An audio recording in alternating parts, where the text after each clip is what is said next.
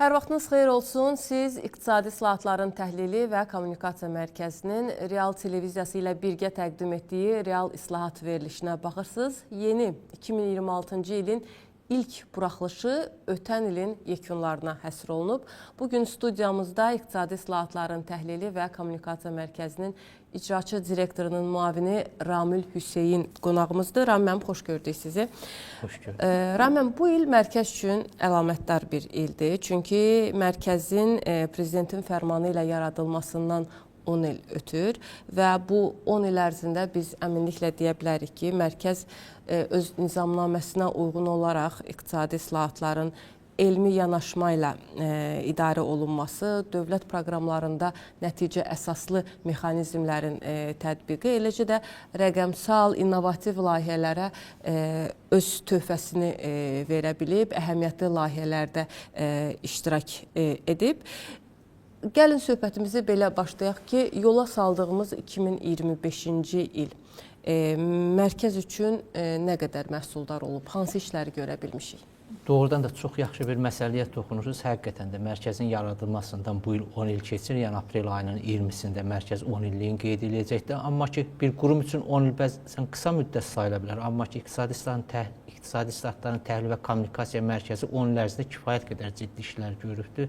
Həm monitorinq qiymətləndirmə sahəsində, həm iqtisadi islahatların əhatə dairəsinin genişləndirilməsi, bu sahədə işlərin səmərəli əlaqələndirilməsi istiqamətində ölkəmizdə aparılan islahat prosesinə ciddi töhfə veribdir. Bununla yanaşı monitorinq qiymətləndirməyə paralel olaraq dövlət sənədlərinin hazırlanması prosesində də mərkəz rol alıb və ciddi şəkildə bu işdə töhfəsini göstəribdir və 2025-ci ildə mərkəz üçün əlamətdar olubdur. Qeyd elədiyimiz kimi təkcə bir faktı qeyd edeyim ki, 2025-ci il ərzində 10 mühüm sənədin monitorinq və qiymətləndirilməsi İqtisadi İslahatların Təhlili və Kommunikasiya Mərkəzinə tapşırılıbdır. Artıq bugün 24 sənədin monitorinq və qiymətləndirilməsi İqtisadi İslahatların Təhlil və Kommunikasiya Mərkəzi tərəfindən aparılır. Bu sənədlər içərisində iqtisadiyyatımızın müxtəlif sahələrini əhatə edən mühüm dövlət proqramları, strategiyalar var.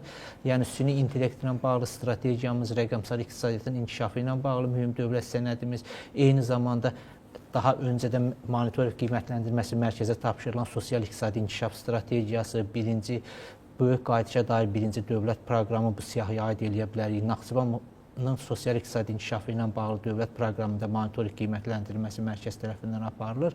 Yəni onda deyə bilərik ki, dövlət proqramlarının idarə edilməsində mərkəz bir koordinasiya roluna çevrilir. Bəli, mərkəz son 10 il ərzində ölkədə proqram idarə etməsinin inkişafına böyük töhfə veribdir və artıq layihə idarə etmə modulu da tətbiq etməklə bu sahədə demək olar ki, dünya miqyasında qabaqcıl bir mövqeyə çıxıbdır və Azərbaycanı da öz sahəsi üzrə nümunəvi bir dövlət proqramların idarə edilməsi ilə bağlı bir modul təklif eləyir. Bu da Azərbaycan dövlətinin inkişafına töhfə verir və dövlət proqramlarının hazırlanma prosesindən icrasına və onların monitorinq qiymətləndirilməsi kimi bütün mərhələlərdə mərkəz bu və digər şəkildə rol alır. Bəs yeniliklər nədən ibarət oldu bu il ərzində? Yəni hansı məqamları biz xüsusi vurğulaya bilərik?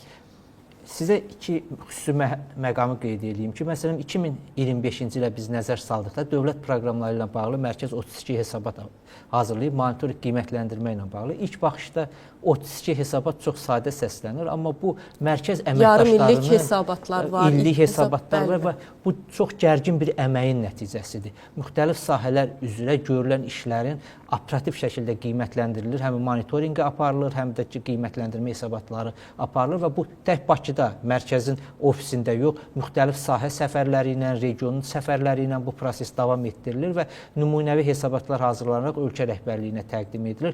Eyni zamanda monitorinq qiymətləndirmə ilə yanaşında bu ötən il ərzində, yəni mərkəz ciddi şəkildə 27-30-cu illəri əhatə edən sosial-iqtisadi inkişaf strategiyasına və böyük qayıdışa dair ikinci proqramın hazırlanma prosesinə töhfə verib.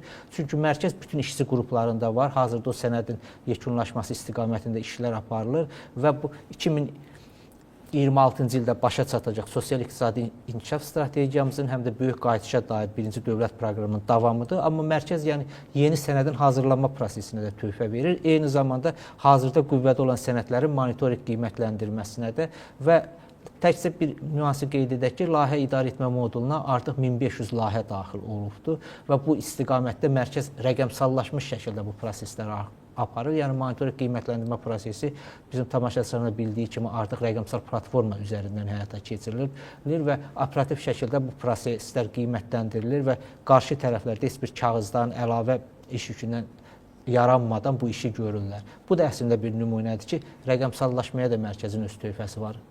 Ramiyyən, bax bu yeni yanaşma proqram idarə etməsində tətbiq etdiyimiz yenilik beynəlxalq müstəvidə də maraqla qarşılanıb. Yəni bir çox dövlət qurumlarından, bir çox dövlət nümayəndələrindən mərkəzdə görüşlər keçirilib və bu proqramın yaxından metodologiyanın, mexanizmin yaxından öyrənilməsi prosesinə start verilib. İstəyirəm bir qədər bu barədə məlumat verəsiniz.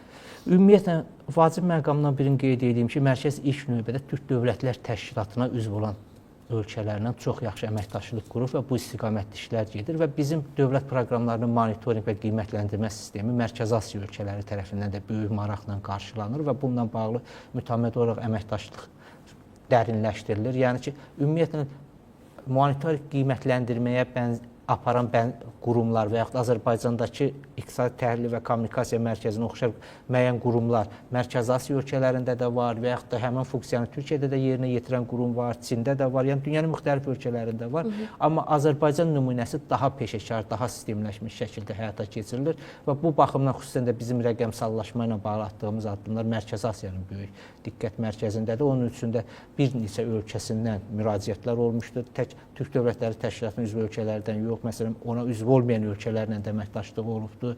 Hətta Vyetnamla müzakirələrimiz olub il ərzində, Tacikistanla olubdur, Özbəkistanla çox yaxşı əməkdaşlıq formalaşdırılıbdır bu istiqamətdə və bu nailiyyətlər beynəlxalq təşkilatlarda da təqdim edilibdir. Yəni, Mərkəzin Asiya İnkişaf Bankı ilə çox yaxşı əməkdaşlığı var və yaxud da ki, OECD ilə bu istiqamətdə müzakirələri var, Dünya Bankı ilə ki, Mərkəz Azərbaycan nümunəsinin və Azərbaycan nailiyyətlərin həmən qurumda da təqdim edir. Ramiyyən, bu layihələrlə yanaşı, bu görülən işlərlə yanaşı, mərkəz bir beyin mərkəzi kimi artıq beynəlxalq beyin mərkəzləri ilə layihələr həyata keçirir, onlarla işbirliyi həyata keçirir və bu təbii ki, bu çərçivədə yeni layihələrin hazırlanması üçün kitabların nəşri, icmalların hazırlanması, bax, bu istiqamətdə hansı məlumatları təqdim edə bilərik tamaşaçılarımıza? Ümumiyyətlə, bir məsələni qeyd edeyim ki, 2025-ci il bu istiqamətdə də bizim üçün əlamətlər olub. Sözün həqiqi mənasında mərkəz əməkdaşları sürət, keyfiyyət və məsuliyyət prinsipini əsas götürərək çox ciddi nailiyyətə əldə ediblər bu illər ərzində. Yəni, məhz Azərbaycanda İqtisadi Təhlil və Kommunikasiya Mərkəzinin səyi nəticəsində də İslam ölkələrinin iqtisadi potensialı haqqında çox dəyərli bir kitab ərsəyə gəlmiş və bu kitab artıq Scopus bazasında da indeksləşdirilib. Bu ölkəmiz baxımından da yaxşı nümunədir və Azərbaycanda maddi olaraq resurs sərf etmədən yazılan bir kitabın Scopus bazasında indeksləşməsinə kimi bütün prosesləri aparmaq doğrudan da mərkəz üçün xoş aldı və onunla yanaşı mərkəz digər beyin mərkəzləri ilə əməkdaşlıq edir. Ümumiyyətlə, Asiya Beyin Mərkəzləri şəbəkəsinin fəal üzvlərindən biriyik. Hətta mərkəzin göstərdiyi fəaliyyətə görə Asiya Beyin Mərkəzləri şəbəkəsinin qarşıdakı illərdəki tədbirinin birinin Bakıda keçirilməsi nəzərdə tutulur. Eyni zamanda Türk Dövlətləri Təşkilatına üzv olan ölkələrin də beyin mərkəzləri ilə çox yaxşı əməkdaşlıq formalaşıb. Onun üçün bu il növbəti tədbirin Bakıda keçirilməsi ilə bağlı təkliflər var. Bu da mərkəzin oradakı aktiv rolu ilə bağlıdır. Həmçinin digər qurumlarda bildiyiniz kimi mərkəz Orta Dəhliz adlı çox nəhəng bir əsər ərsəyə gətirib və onun Rumuniyada nəşrinə nail olubdur və bu kitabın da bir çox ölkələrdə təqdimatı olubdur. Həmçinin digər kitablarımızda, yəni ki, Azərbaycan dilində nəşr olunan halal iqtisadiyyat və yaxud da ki, ictimaiyyətlə əlaqələrin əsasları və digər kitablarımızda Azərbaycan oxucusu üçün vacibdir və bu sahəyə öz töhfəsini verir. Hətta bildiyiniz kimi bu günlərdə İnşurtech kitabında mərkəzin ilin sonuna hazırlayıb təqdim etdiyi növbəti kitabının təqdimatı oldu. Bu sığorta sahəsində, bəli, yəni ilk dərsliyi idi həm də. Bəli, Dövlət İdarəçi Akademiyasının birgə fəaliyyət nəticəsində dərsliyə gələn bir dərs vəsaitidir bu və həmən ali məktəbin tələbələri üçün də faydalıdır. Həmçinin digər ali məktəbin tələbələri də faydalana biləcəklər. Bu istiqamətdə demək olar ki, qarşıya qoyulan məqsədlərə mərkəz bir beyin mərkəzi kimi də nail ola bilir. Yəni, həm monitorinq qiymətləndirmə prosesində töhfə veririk, həm də bununla yanaşı mərkəz Azərbaycan nailiyyətlərinin təbliği istiqamətində iş aparır. Eyni zamanda öz araşdırmaları ilə, öz təhlilləri ilə dövlət qurumları müvafiq məlumatlarla məlumatlandırır. Bildiyiniz kimi, mərkəzin tapşırıqlarından biri də nizamnaməsi əsasında ondan ibarətdir ki, iqtisadiyyatın müxtəlif sahələri ilə bağlı təhlillər aparsın və mərkəz bu təhlilləri, proqnozları apararaq müvafiq dövlət qurumlarına da təqdim edir və il ərzində mərkəzin bir neçə dənə çox dəyərli samballı tədqiqatları olmuşdur. Həmçinin bu tədqiqatlar 27-30-cu illər üçün sosial-iqtisadi inkişaf strategiyasında böyük qayıdış proqramının hazırlanması prosesi üçün də çox faydalıdır və məhz mərkəzin təhlilləri o istiqamətdə də dövlət qurumlarına təqdim olunur və biz bunu nailiyyətimiz olaraq qeyd edə bilərik. Raməm, 2025-ci il mərkəz üçün həm də ona görə əlamətdar oldu ki, biz bu il ərzində bir çox beynəlxalq qurum tərəfindən, bir neçə beynəlxalq qurum tərəfindən nüfuzlu mükafatlara layiq gördük. Burada həm mərkəzin layihələri cəlb olunmuşdu bu mükafatlara, eyni zamanda proqram idarə etməsi sahəsində də bir neçə mükafat var idi. Mümkünsə bu haqda bizə məlumat verərdiniz. Doğru qeyd edirsiniz. Ümumiyyətlə, söhbətimizdə də bir nüansı mən vurğuladım ki, mərkəzin monitorinq qiymətləndirməyə yanaşması bir çox ölkələrdə olsa da öz unikallığı ilə seçilirdi və bu beynəlxalq qurumlar tərəfindən də dərhal qiymətləndirilir və mərkəz 2025-ci il ərzində ondan çox, daha dəqiq 12 beynəlxalq mükafat əldə edibdir. Monitorinq qiymətləndirmə sahəsində bu mərkəzin fəaliyyətinə verilən beynəlxalq qurumların dəyəridir və mən onu qeyd etmək istəyirəm ki, mərkəz monitorinq qiymətləndirməni biz də qeyd elədik. Yəni fəaliyyət əsaslıdan nəticə əsaslıya qədər inkişaf elətdirdi ölkəmizdə 10 illik bir müddətdə və bununla yanaşı qlobal miqyasda qiymətləndirilən bir nümunəvi monitorinq və qiymətləndirmə modeli ortaya qoydu. Bu da ki, tək Azərbaycanda yox, ABŞ-da, İngiltərədə, Birləşmiş Ərəb Əmirliklərində, digər ölkələrdə mərkəzin bu nümunəvi modeli qiymətləndirilir. Ümumiyyətlə, proqram idarə etməsi ilə bağlı mərkəzin yanaşması, layihə idarə etməsi ilə bağlı mərkəzin yanaşması beynəlxalq qurumlar tərəfindən yüksək qiymətləndirilərək və mərkəzə bu mükafatlar təqdim edilibdir. Qeyd elədik ki, mərkəz həmçinin rəqəmsal və innovativ layihələr həyata keçirir. Yəni Azeksport, Enterprise Azərbaycan portalı, bir pəncərə ixraca dəstək mərkəzi. Bax, bu istiqamətdə mən istəyirəm ki, mümkünsə mərhələli məlumat verərdik ki, biz ötən il hansı işləri görə bildik? Yaxşı məqama toxundunuz və siyahını bir qədər də genişləndirmək olar. Artıq qiymət izləmə tətbiqi də mərkəzin var. Eyni zamanda mərkəz Azranking portalının da operatoru kimi bu prosesə töhfə verir, biznes mühiti və beynəlxalq reytinqlərdəki komissiya ilə yaxından iştirak eləyir. Həmçinin digər layihələr istiqamətində də ki, Türk dünyası ilə bağlı mərkəz ciddi iş görür. Türk dünyası araşdırmaları mərkəzimizin tabeliyində fəaliyyət göstərir və Azeksport portalı 2017-ci ildən Azərbaycanın qeyri-neft ixracının artmasına töhfə verir və bu gün də öz aktuallığını qoruyur və demək olar ki, inkişaf trendinə uyğun olaraq yeni imkanlar yaradır. Bir nüansı qeyd edeyim ki, məsələn, Azeksport portalının Azərbaycanın qeyri-neft sektoru üzrə ixracatçılara verdiyi töhfəsi ümumiyyətlə ixracın artmasındakı rolu Asiya ölkələrinin beyin mərkəzlərinin də forumunda müzakirə olundu. Asiya İnkişaf Bankı tərəfindən yaxşı bir nümunə kimi təqdim olundu. Bunun özü göstərir ki, tək lokal bir layihə deyil, bu qlobal miqyasda da bu dəstəklənir. Eyni zamanda Enterprise Azərbaycan portalının keçirdiyi bu il 2025-ci ildə keçirdiyi sadəcə 3-cü olan Startup School da nümunəvi idi və artıq bu Azərbaycan sərhədlərini aşmışdı. Burada 15-dən çox ölkənin nümayəndəsi iştirak edirdi, 141-dən çox müraciət var idi və qaliblər də o baxımından ki, yəni Azərbaycanı aşıb və bu il də bu işlər davam edir. Yəni bir nüansda qeyd edeyim ki, bir çox layihələr də 2025-ci ildə təməli qoyulub və 26-cı ildə onların nəticələrini biz görəcəyik. Çünki beyin mərkəzləri üçün bəzi məsələlər həmən gün, həmən an o nəticələri görə bilmirsən, zaman lazımdır və bu istiqamətdə də işlər gedir. Mərkəzin ümumiyyətlə innovativ layihələrinin bir çoxu zamanından öndə olan layihələrdir və bu gün göstərir ki, onlar nə qədər ölkəmiz üçün faydalıdır və bu istiqamətdə görülən işlərində 2026-da davam olacaqdır. Xüsusən də Azeksportla bağlı. Artıq məsələn Azeksport daha çox Azərbaycanın mədəni və yaradıcı sənayelərinin inkişafına, yaradıcı sənayelerin ixracına töhfə vermək istəyir ki, bu sahədə də kifayət qədər işlər görülür və bu ilin sərbəst satış sertifikatlarının təqdim olunması da yəni yeni imkanlar yaradıb sahibkarlar üçün. Müəyyən bazarlar üçün xüsusən də qida və ərzaq məhsullarının çıxış imkanı yaradır. Onu qeyd eləmək istəyirdim ki, ki, mərkəzin bu işlərini davam olaraq bildiyiniz kimi 2026-cı ilin elə ilk 2 ayında da ilk ayında 2 dövlət proqramının monitorinq qiymətləndirilməsi mərkəzə tapşırılıbdır. Bunlar da çox mühüm sənədlərdir. Birisi Azərbaycan mədəniyyətinin 2040-cı ilə qədər olan konsepsiyası idi ki, mərkəz bu istiqamətdə də öz töhfəsini verəcəkdir və bu sənədlərin çərçivəsində innovativ layihələr də rol alırlar və ölkənin strateji istiqamətlərinə, mərkəzin o layihələri ilə maksimum töhfə verməyə çalışırıq və bir nüansı qeyd edeyim ki, bunlarla bağlı biz yekunlaşda görürük ki, ümumiyyətlə 2025-ci ildə mərkəz innovativ layihələri və digər tədbirlərlə bağlı ölkə başçısının fərman sərəncamları ilə tapşırılan işləri ilkin qiymətləndirmə nəticəsində 100% icra etdiyi görünür. Yəni ki, mərkəz bütün hədəflərinə 2025-ci ildə nail olubdur və 26-cı ildə ona görə daha böyük enerji ilə fəaliyyəti davam etdirir. Raməm, qeyd elədiniz, 2025-ci ildə Enterprise Azərbaycan portalı, Enterprise Azərbaycan layihəsi, yəni bu istiqamətdə çox uğurlu bir layihəni icra elədi və yekunlaşdırdı. Bəs bu il üçün, yəni bu portalın, bu Startup School, Startup məktəbi davam edəcəkmi? Yəni bu istiqamətdə plan nədir? Bəli, əlbəttə ki, artıq bunun ənənəsi formalaşıbdır və regionumuzun ən böyük bu Startup School-udur və bu ildə artıq digər qurumlarla birgə əməkdaşlıq nəticəsində işlər gedir. Startup School davam eləyəcək və Startup School 4-də daha əhatəli şəkildə biz Azərbaycan gəncləri üçün, startuplar üçün o imkanı təqdim eləyəcəyik.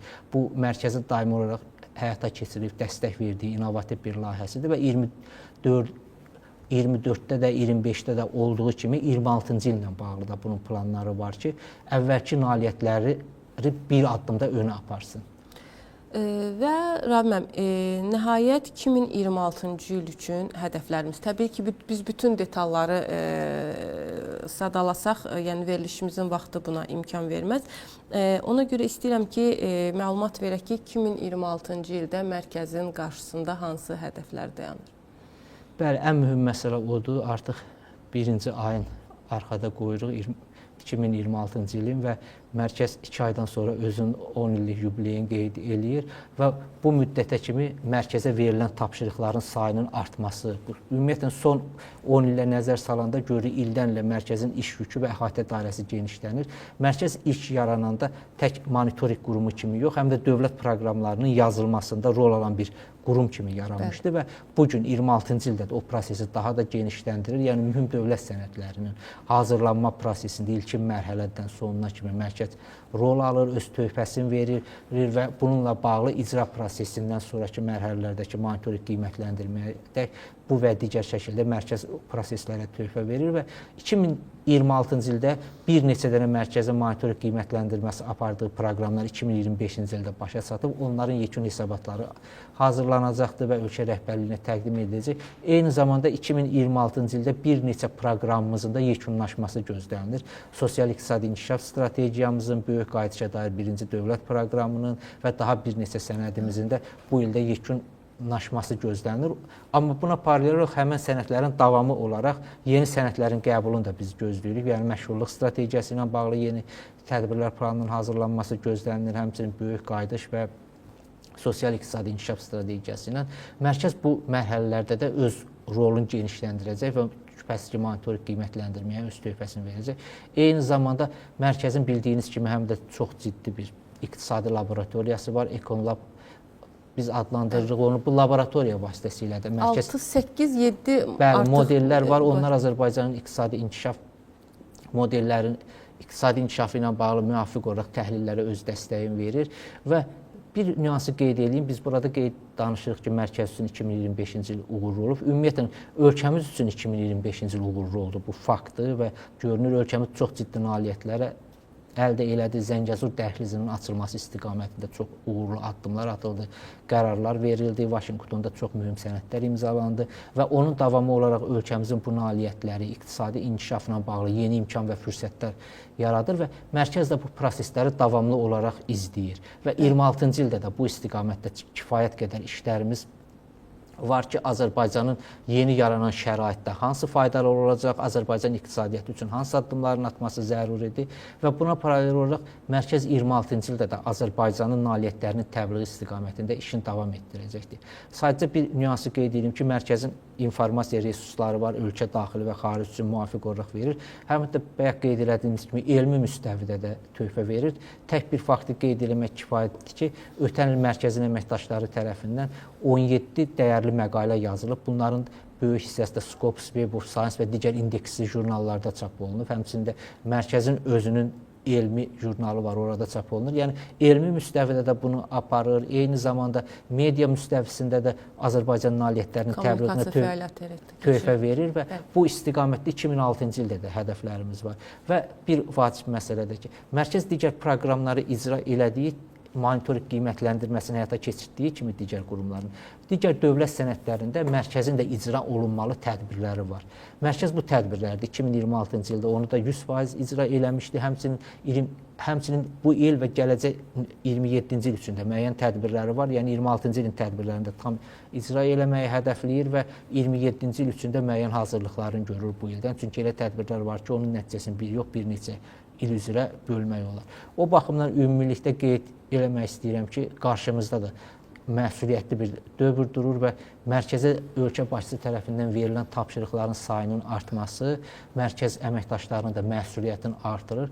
Bu baxımdan daha çox səylə çalışaraq bu ehtimadı doğrultmaq istiqamətində addımlar atırlar. Təşəkkür edirəm Rami müəllim. Görülən bütün işlərdə sizə uğurlar arzu edirəm. Bununla da real islahat verilişinin 2025-ci ilin yekunlarına həsr olunmuş buraxılışını yekunlaşdırdıq. İqtisadi islahatların təhlili və kommunikasiya mərkəzinin fəaliyyətinin 10 illiyi bir daha göstərir ki, bu müddət ərzində formalaşan təcrübə, institusional yaddaş və analitik potensial qarşıdakı illərdə də iqtisadi islahatların daha da səmərəli həyata keçirilməsinə mühüm töhfə verəcək.